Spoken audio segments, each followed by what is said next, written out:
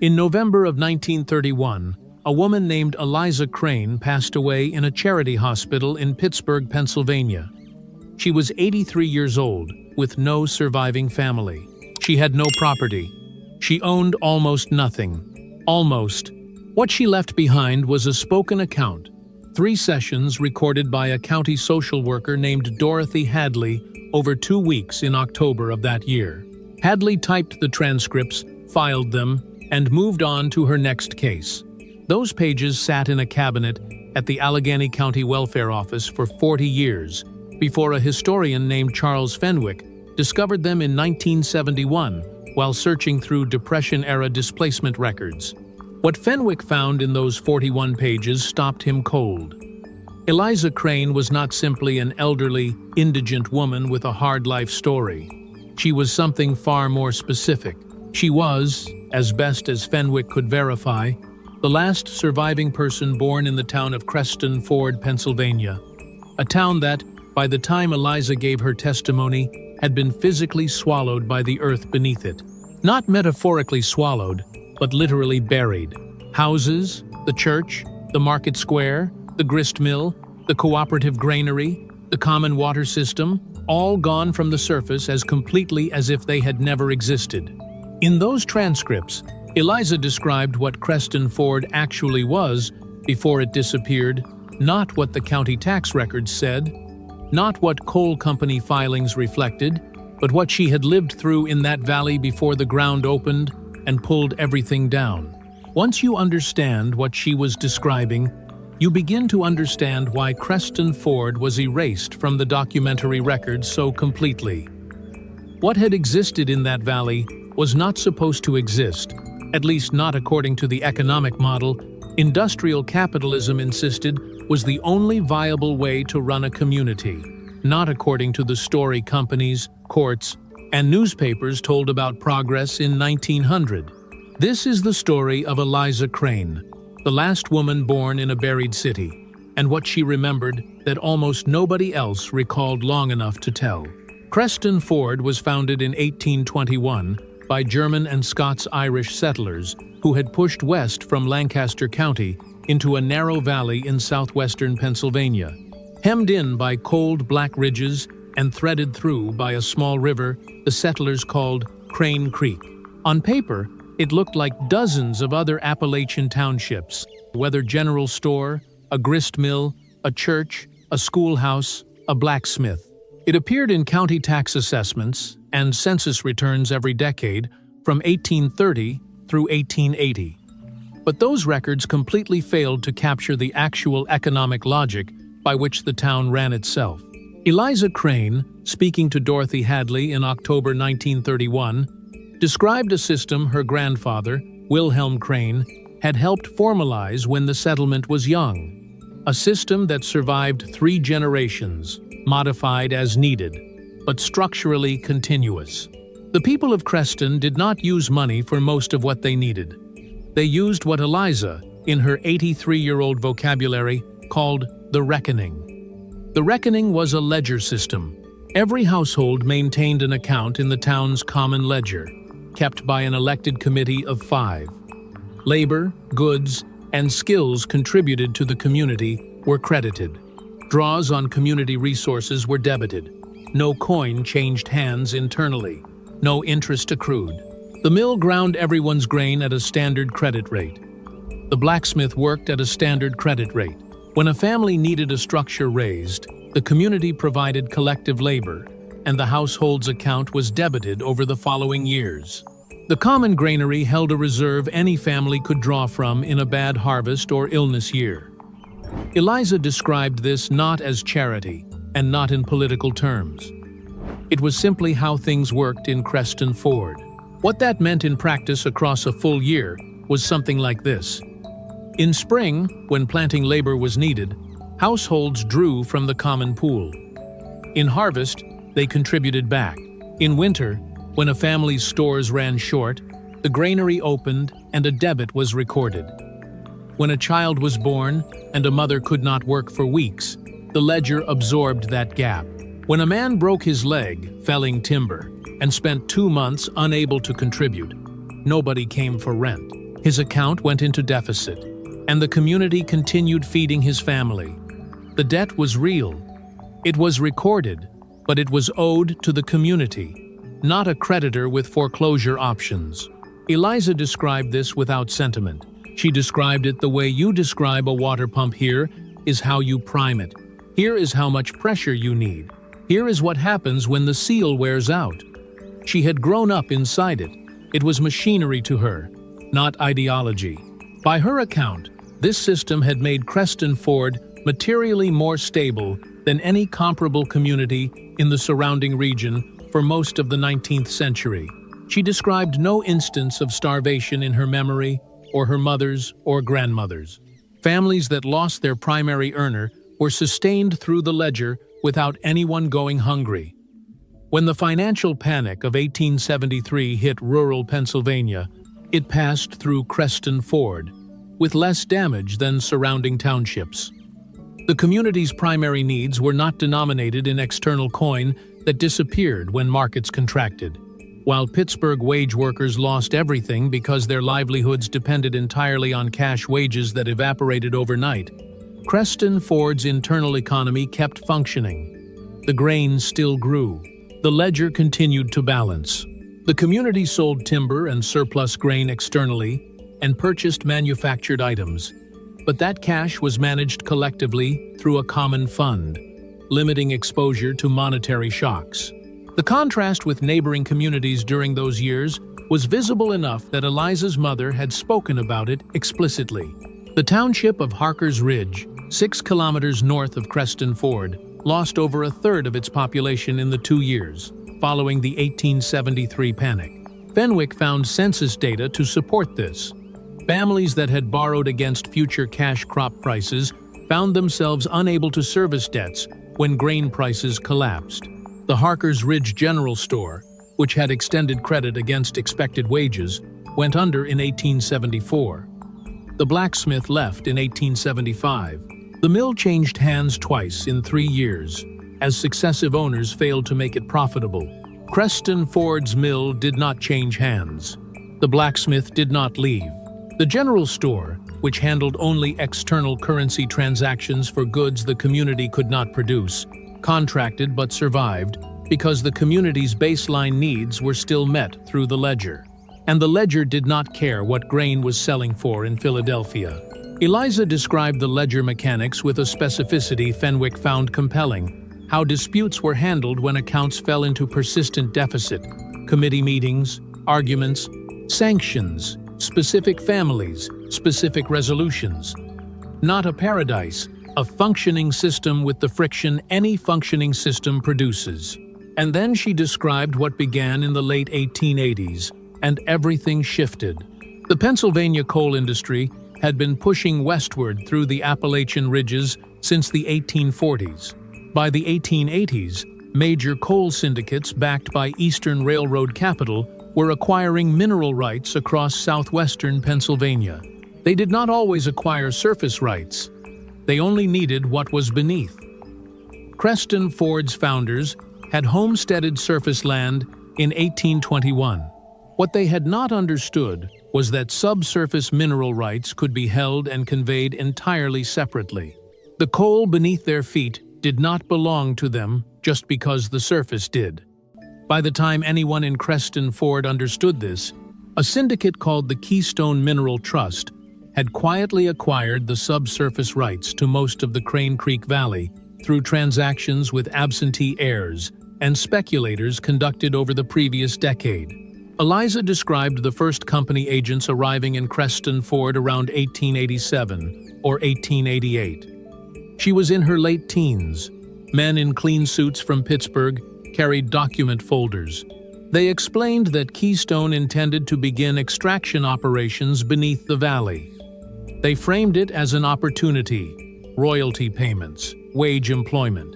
They used the word prosperity with some frequency.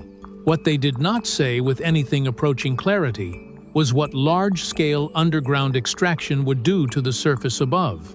The legal doctrine at that time favored mineral rights holders in ways most surface residents did not understand. The company agents knew this. The residents of Creston Ford did not. Eliza described community meetings where her father, Joseph Crane, asked direct questions about surface stability. The agents gave reassuring answers that committed to nothing specific. The town was divided. Some were eager for wages. The Ledger Committee was deeply skeptical. The first 2 years after drilling began, Eliza said, were genuinely good by most visible measures. Wage income from Keystone flowed to residents who took mine employment. People bought things they had not previously owned. A few households built additions onto their houses. The general store reported its best years.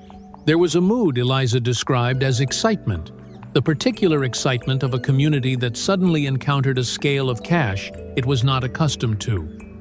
The Ledger Committee watched with a worried quiet. Some households began opting out of certain collective labor obligations, paying external hires instead. Granary contributions were down in 1892 and down again in 1893. The committee noted it in their records.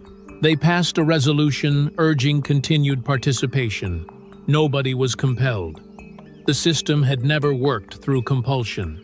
It had worked through shared understanding that participation protected you when things went wrong. The drilling began around 1891. The first subsidence appeared around 1893. A well on the Herman family property went dry. A cellar wall cracked through cleanly. The company acknowledged the incident, paid modest compensation, and assured the community it was an isolated geological anomaly. By 1895, the subsidence was no longer isolated. The valley floor was shifting across a wider area. Foundations cracked in multiple structures. The creek's channel visibly migrated as the surrounding land dropped unevenly. The company's response remained consistent across every incident. Acknowledge, pay minimally, reassure, continue extracting. The Ledger Committee sent a formal letter to Keystone in 1895, demanding suspension of operations pending an engineering assessment of surface stability. The company's legal response, located by Fenwick in Allegheny County Court records, expressed regret for any difficulties, cited its subsurface mineral rights and relevant case law, and noted its obligation to extract coal was not contingent upon the surface above remaining undisturbed. The summary paragraph used the word inconvenience. Any surface inconvenience occasioned by necessary operations. Eliza described receiving that response, or rather, her father reading it aloud to the committee in the church hall, as the moment the community stopped believing the company would halt voluntarily. Before that letter, she said, there had been a split in town between those who thought the company was acting in ignorance and would correct course, and those who thought the company understood perfectly well and did not intend to stop. The letter ended that argument. The language was too precise. Inconvenience was not the word of someone who had miscalculated, it was the word of someone who had calculated exactly and reached a conclusion about whose interests mattered. After the letter, people began leaving not in a flood, but in ones and twos. The most mobile households went first, those with relatives elsewhere, those with skills that translated outside the valley. Eliza described the years 1896 through 1899 with a precision Fenwick later described as painful to read, not because she was emotional, but because she recorded events the way someone notes an unavoidable sequence. This happened, then this happened, then this followed. By 1897, the church steeple was visibly out of plumb. The mill no longer sat level. 3 families on the eastern edge lost their cellar structures to sinkholes, and one abandoned the house entirely. The company had entered a new phase. It began sending agents to make purchase offers on surface properties. The prices, Eliza said without bitterness, were what a man would accept if he had no choice, and understood he did not. The land was being purchased at distressed prices while the company actively distressed it. Here, Eliza's testimony became most significant to Fenwick. She described a deliberate pattern in which properties were targeted. The company did not approach the community with a general offer. Agents identified the most economically exposed households, first families with external debts. injured primary earners, medical costs requiring outside coin, households organized around wage income. Fenwick cross-referenced Keystone's acquisition records against tax records and found the correlation striking enough to publish. The households acquired first were not the ones nearest the worst subsidence. They were the ones with the least resilience in the external cash economy. The reckoning system had been partially undermined before its own destruction by the economic integration that preceded it. When wages became available from the mine, households substituted cash transactions for ledger contributions, individual logic, collective consequence. Each defection reduced the density of participation the system needed to balance. When the ground started failing, cash was convertible anywhere. Ledger credit was only convertible in Creston Ford. Creston Ford was disappearing. By 1899, Eliza estimated roughly half the original households had been purchased or abandoned. The Ledger Committee held its final formal session that spring. She attended with her husband, Thomas Crane. The committee voted unanimously to dissolve the reckoning system, not because everyone agreed it was right, but because the community had contracted below the threshold at which mutual exchange could function. The committee chairman, Abel Dortmund, who had served for over 30 years, closed the ledger book after the vote. He said something Eliza quoted to Hadley 32 years later, with precision suggesting it had never left her. "We built something here that worked. Remember that it worked." The Crane family left Creston Ford in 1901. By 1903, the physical structures were mostly gone. The church came down in 1902. The grist mill went in winter, 1903. When a supporting timber gave way, tilting the structure into a sinkhole beneath the mill race. The common granary had already collapsed the previous spring. Keystone Mineral Trust completed extraction operations in the Crane Creek Valley around 1907. The accessible coal was gone. The company had no legal obligation to restore the surface or compensate for the community that had existed there. They sold the surface rights to a timber company at roughly 3% of the assessed value of the improvements that had stood 15 years earlier. There was no formal record of the town having been destroyed. Individual property sale records, individual abandonment notations. In the 1900 census, Creston Ford listed 312 residents, down from 1,290 years before. In the 1910 census, it did not appear at all. The county listed the area as uninhabited, not destroyed, not collapsed, uninhabited, as though the people had simply preferred to be elsewhere. Dorothy Hadley was 26 in October 1931. The intake assessment she conducted on Eliza Crane was procedural. She needed to establish background, identify family contacts, assess the likelihood of long-term placement. She asked standard questions. Eliza answered them, and then answered far beyond them. Hadley was meticulous. When Eliza used unfamiliar terms like the reckoning, Hadley asked and recorded. The transcripts ran to 41 typed pages.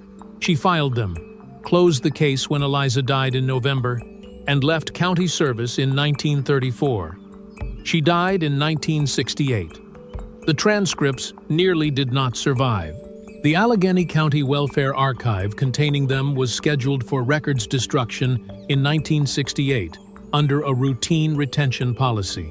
The destruction was delayed by a budget shortfall that left the department understaffed through that fiscal year. By the time the records review was rescheduled, Fenwick had already made his request to examine the Depression-era intake files. Had the budget come through on time, the Hadley transcripts would have been shredded before anyone with historical training ever touched them. The survival of what Eliza Crane remembered was, in the end, an accident of municipal underfunding. Charles Fenwick came to those archives in 1971, following a research lead about Depression-era welfare intake files.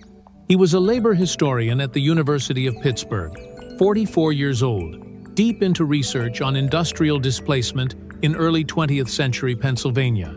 He found the Hadley transcripts in Box 14F on a Tuesday afternoon. He did not leave until the archive closed. In 1973, Fenwick published The Creston Ford Ledger, evidence of a non-monetary community exchange system in southwestern Pennsylvania from 1830 to 1899 in the Pennsylvania History Journal. The paper drew modest specialist attention. Most mainstream journals passed on it, too reliant on a single oral source. But Fenwick was not finished. In 1977, he examined Keystone Mineral Trust's corporate records deposited with the Pennsylvania State Archives when the company dissolved in 1931. Extraction volumes, royalty calculations, property acquisition ledgers, 4 decades of legal correspondence.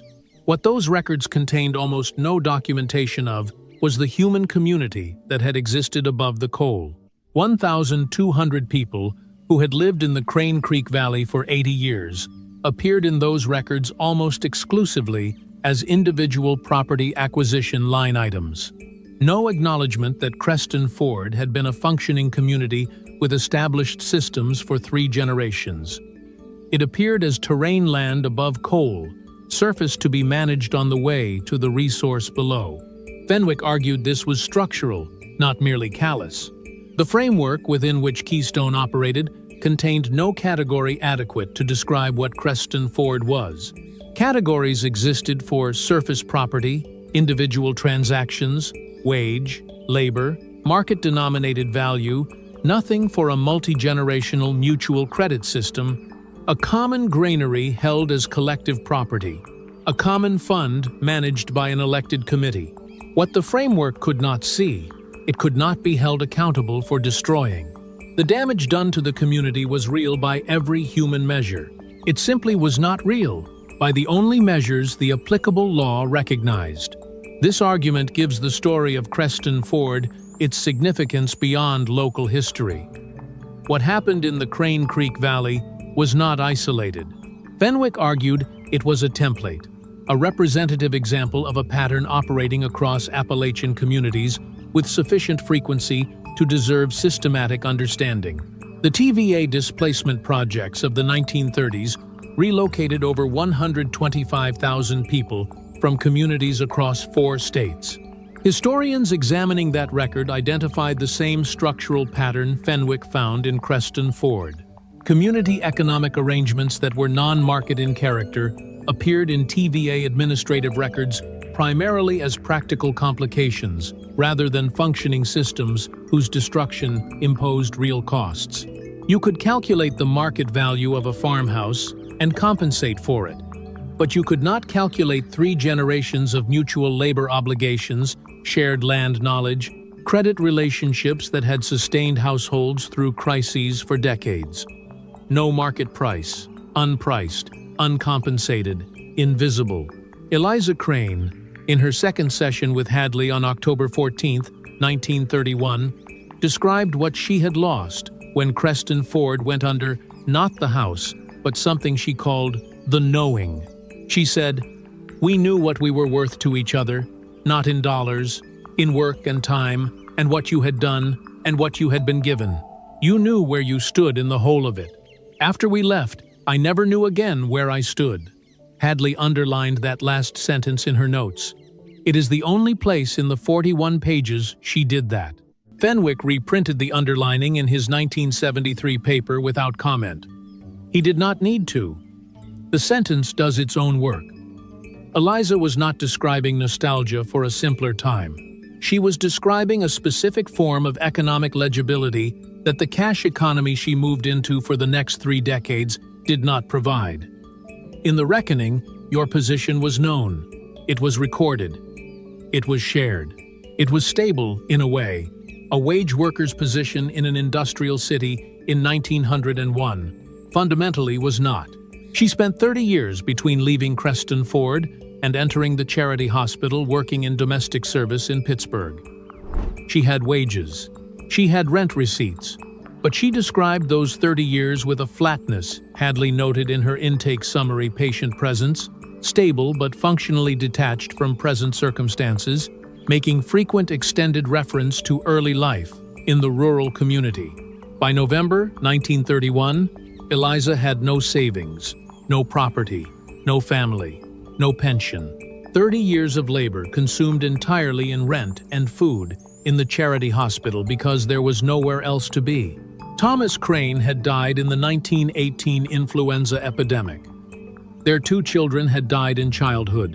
There is no other documentary record of Eliza Crane outside the Hadley transcripts, and a Pittsburgh death certificate dated November 14, 1931. The last woman born in the buried city died in a charity hospital in the middle of the Depression. With 41 pages of remembered testimony sitting in a county welfare cabinet for 40 more years, before anyone with historical training thought to look. Abel Dortmund had told her to remember that it worked. She had held it alone for 60 years, in a city that had no use for the things she was remembering. The dominant narrative of American economic development in the 19th century frames industrial expansion as the delivery of prosperity to regions not yet fully integrated into the market. That narrative is not false, but it is incomplete in ways that matter. What it underweights are communities whose existing economic arrangements were structurally incompatible with the legal framework that accompanied industrial expansion. The Creston-Ford ledger system could not defend itself in court because courts had no framework to recognize it as worth defending. It could not appeal to compensation mechanisms that priced only what markets priced. It could not survive contact with a legal system that did not acknowledge its existence. Fenwick estimated in his 1977 paper that the community costs of Creston-Ford's destruction, even calculated conservatively, substantially exceeded the total coal value extracted from beneath the valley. The coal taken out was worth less than the community destroyed to take it. The framework could not see the community, so the framework could not calculate what it cost to destroy it. The costs were made invisible not by accident, but by an apparatus designed to see certain things and not others. This is not an abstract point. It had specific consequences for the people of Creston-Ford and for every community like it. If the costs of destruction had been calculable and legally cognizable, companies operating under mineral rights extraction would have faced a fundamentally different calculus. Compensation would have been required not just for the market value of individual surface properties, but for the disruption of systems that had taken generations to build. The entire economics of extraction in that era depended on those costs being externalized, not the coal companies alone, but the railroads that needed the coal, the steel mills that needed the rails. The entire industrial architecture of Gilded Age America rested partly on the assumption that communities in the path of extraction were terrain, not systems, that they could be moved through without accounting for what the movement cost. A 2001 paper by Laura Morrison at Penn State examined 7 cases across Pennsylvania and West Virginia, where comparable extraction operations coincided with the disappearance of substantial communities. In 5 of 7 cases, Morrison found fragmentary evidence of non-market economic arrangements that had no recognized place in the legal frameworks governing the extraction companies. In all 7, those arrangements dissolved during or before the extraction period. In all 7, the historical records survived only in peripheral sources: county welfare records, church minute books, scattered private correspondence, margins of documents kept for entirely other purposes. Creston-Ford was not unique. It was underdocumented. There is a real difference between those two things. This is what Dorothy Hadley's 41 pages recovered. Not just the history of one woman and one town, but the trace evidence of an economic system the dominant history had no category to describe, and therefore no mechanism to preserve or mourn. A system that worked, as Abel Dortmund said, for nearly 70 years. That the Earth swallowed between 1899 and 1903. That the county records listed as uninhabited. That the coal company's files rendered as terrain. That the history books did not notice. Eliza Crane was born in a town that organized itself differently than the world around it. She watched it buried once by extraction and once by a documentary apparatus that had no category for what it was. Then, she died in a charity hospital with the memory intact, recorded by a young social worker doing her job, filed in a box that sat untouched for 40 years. Abel Dortmund had told her to remember that it worked. She did. The question is whether we will. Kermon Larnge. Comment, like, subscribe. Nếu thấy hữu ích, hãy góp ý cho chúng tôi.